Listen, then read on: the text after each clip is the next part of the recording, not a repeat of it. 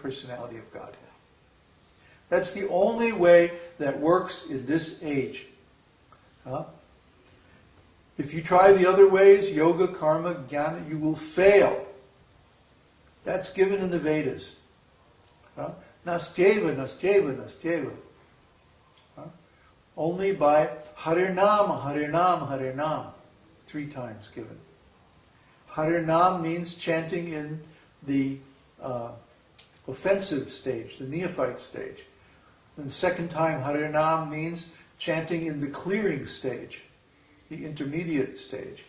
And Harinam, chanting in the perfect stage, in the offenseless stage.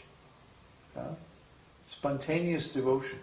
By these 3 ways, you can approach the supreme destination. So everyone should be practicing this. There's no excuse. You can't say I'm not qualified. You can't say I don't have the facility. You can't say I don't have the time. Even 1 hour a day, you chant, and you'll start getting results. Immediate results. And if you can't perceive those results, that means you're an idiot. You're cursed. No, really. Really. Just like one guy I met in Hawaii, I said, this chanting process and blah, blah, blah. And he says, oh yeah, chanting, I tried that. I said, what do you mean you tried? He said, well, I chanted for 2 hours and nothing happened. No fireworks, no big flashing lights. No angels coming out of the sky. Useless. So I said to him, well, were you following the process? He said, what process? No meat eating, no intoxication, no gambling, no illicit sex. What? No, man, come on. I smoke pot every day of my life, and have sex and every day.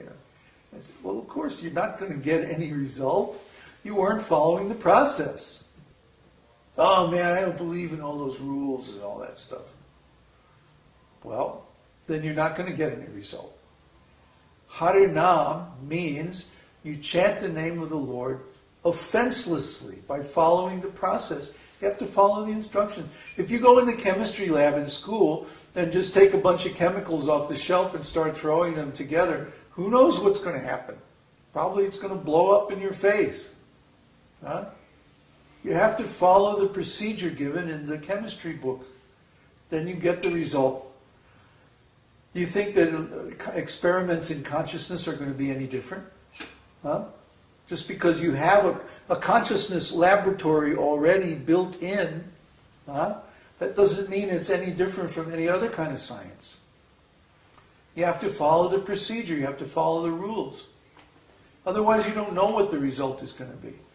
If you just throw in some intoxication and some meat eating and some old reruns of I Love Lucy and some, a couple of joints and some pills you found in your mother's medicine chest, you don't know what the result's going to be. It's probably going to be a mess. So you have to follow the process. If you follow the process, you'll get the result.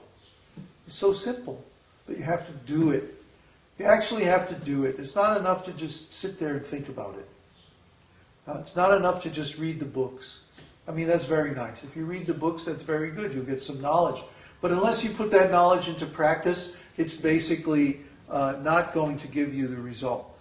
So far we've been studying the 2nd chapter of Bhagavad-gītā. And in the 2nd chapter, of course, it discusses consciousness, the soul, and the beginning of meditation, which means to tolerate the changing conditions in the material world. But then in chapter 3 discusses karma yoga. Chapter 3, it's only the beginning of the book. And already Kṛṣṇa is talking about karma yoga. If you don't do karma yoga, you won't get the result. You won't get the complete result anyway. You may get some very partial, very beginning result. But you're going to be stuck at that stage unless you do the process. And what is the process? Kṛṣṇa says,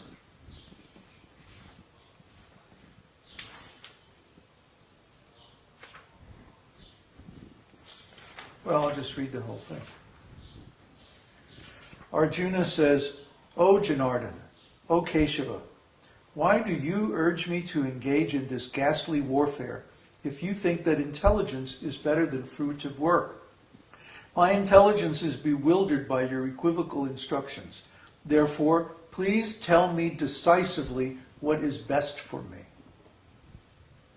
And Kṛṣṇa replies, O sinless Arjuna, I have already explained that there are two classes of men who realize the self. So far, he's just talking about the self, the Atma, who I really am. Some are inclined to understand him by empirical philosophical speculation, in other words, science. And others are inclined to know him by devotional work. Not merely by abstaining from work can one achieve freedom from reaction, nor by renunciation alone can one attain perfection. All men are forced to act helplessly according to the modes of the material nature. Therefore, no one can refrain from doing something, even for a moment. One who restrains the senses and organs of action, but whose mind dwells on sense objects, certainly deludes himself and is called a pretender. On the other hand, he who controls the senses by the mind and engages his active organs in works of devotion without attachment is by far superior. That's pretty clear. Because if you try to renounce everything and stop all activities, what's going to happen? Are you going to be able to stop the results of your previous activities? No. The things you did in your previous life are still going to manifest in this life. So you'll be sitting there, you'll be breathing, you'll be eating, you'll be thinking within your mind, oh, I used to have this and I have that, but then I gave it up. Huh? This thinking is also action, because it creates impressions that color the consciousness with the qualities of the material sense objects. Therefore, Kṛṣṇa says this is hypocrisy. Huh? You're sitting there and you're trying to say, I'm a spiritual person, but your mind is filled with memories and impressions of your previous sensual activities, and therefore this is not spiritual consciousness at all. Huh? At the best, it's in the mode of goodness, the material mode of goodness. Huh? Such a person deludes himself and is called a pretender. It's a pretender. Why? Because even if you put yourself in a sensory deprivation thing, what do they call it? Tank? Yeah? Yeah? Samadhi tank or whatever it's called. Salty water, it's all black. Yeah. Even if you do that, your mind is still going to be thinking over all those impressions of material life that you gathered up to this point. So the mind is still going to be in material consciousness because you don't have any active spiritual consciousness.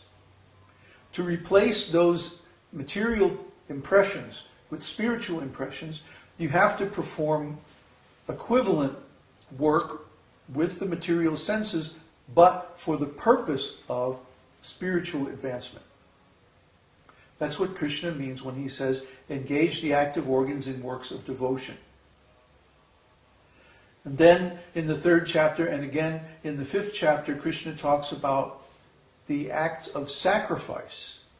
Sacrifice means when you take the results of your work and you offer them to somebody else. But who are you going to offer them to? The Supreme Lord. That's why we have the process of deity worship, so that the results of our actions can be offered to the Supreme Lord. That's why we have service to the spiritual master, so that the results of our activities can be offered to the representative of the Supreme Lord. This is karma yoga. That's what it means. That's why we have a community. We have a community so that we can all work together and offer the results of our work to the Lord. That's karma yoga. This karma yoga is absolutely necessary to attain self-realization. If we don't do karma yoga, what's going to happen is, just like Kṛṣṇa talks about, we're going to be dwelling on our activities or previous activities of material sense gratification.